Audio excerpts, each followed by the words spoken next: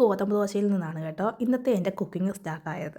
ഞാൻ എപ്പോൾ ഗോതമ്പ് ദോശ ഉണ്ടാക്കിയാലും അതെവിടെയെങ്കിലുമൊക്കെ കീറിപ്പോകുന്ന ഒരു പതിവുള്ളതാണ്. പക്ഷേ ഇന്നെന്തോ എവിടെയും കീറിയിട്ടില്ല കേട്ടോ.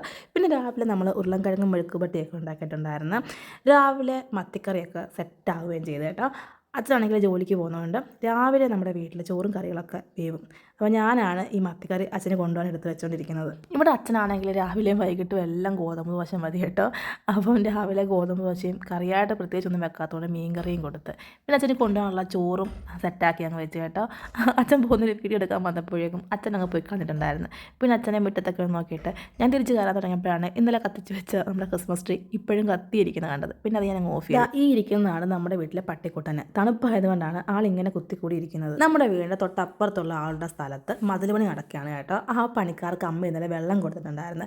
അവർ കൊണ്ടുപോയ പാത്രമല്ല തിരിച്ചു കൊണ്ടുവന്നത്. അതാണ് അമ്മ ഈ സൂക്ഷ്മോത്സവം നടത്തിക്കൊണ്ട് നിൽക്കുന്നത്. പിന്നെ നമ്മൾ കിച്ചണൊക്കെ ക്ലീൻ ചെയ്ത് രാവിലെ ഞാൻ ചോറായിരുന്നു കഴിച്ചത് കേട്ടോ. എനിക്ക് 3 നേരത്തിന് 5 നേരം ചോറ് കഴിച്ചാലും സന്തോഷം. അതാണ് എൻ്റെ ഒരു ഇത്. എനിക്കിന്നൊന്ന് പുറത്ത് പോകണുണ്ടായിരുന്നേ.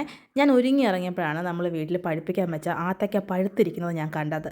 എന്നാൽ പിന്നെ ഇത് കഴിച്ചിട്ട് പോയേക്കാമെന്ന് കരുതി ഉള്ളതിൽ ഏറ്റവും നല്ലൊരു ആത്തയ്ക്ക നോക്കി ഞാനിങ്ങി പൊക്കിക്കൊണ്ട് പോകുന്നു. പണ്ട് നമ്മുടെ വീടിൻ്റെ തൊട്ടപ്പുറത്തെ വീട്ടിൽ വലിയൊരു ആത്തമരം ഉണ്ടായിരുന്നേ.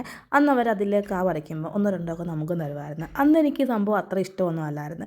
പക്ഷേ വലുതായി കഴിഞ്ഞപ്പം എനിക്ക് എന്തോ ഇതിനോടൊക്കെ വല്ലാത്തൊരു കമ്പമാണ്. എപ്പോൾ കിട്ടിയാലും ഞാനിരുന്ന് കഴിക്കും. എൻ്റെ മൂത്ത പുത്രനാണ് എനിക്ക് ഈ വീഡിയോസൊക്കെ എടുത്താറുള്ളത്. ഇപ്പം ഞാൻ അവന് കൊടുക്കാതെ ആത്തയ്ക്ക കഴിക്കുന്നതിന് ദുഷ്ടയായ അമ്മ എനിക്ക് തരുന്നില്ലെന്നൊക്കെ പറഞ്ഞ് അവസാനം അവനത് പിടിച്ച് പറിച്ചുകൊണ്ട് പോയിട്ടുണ്ടായിരുന്നേ.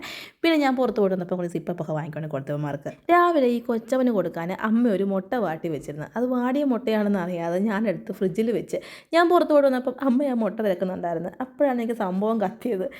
പിന്നെ കളയാൻ പറ്റത്തില്ലല്ലോ. അവസാനം ഞാൻ തന്നെ ആ മുട്ട എടുത്താൽ കഴിച്ച്. ഞാൻ കഴിക്കുന്ന കണ്ട് എന്തോ വലിയ സംഭവമാണെന്നും പറഞ്ഞ് ഈ വലിയവനും വായും തുറന്നുകൊണ്ട് വന്നിട്ടുണ്ടായിരുന്നു. എന്നിട്ട് അവനത് കൊള്ളത്തില്ലെന്ന് പറയുകയും ചെയ്തു. പിന്നെ ഞാൻ വന്ന് മുഖമൊക്കെ ഒന്ന് കഴുകി അങ്ങ് റെസ്റ്റ് എടുത്ത്. അത്ര തന്നെ.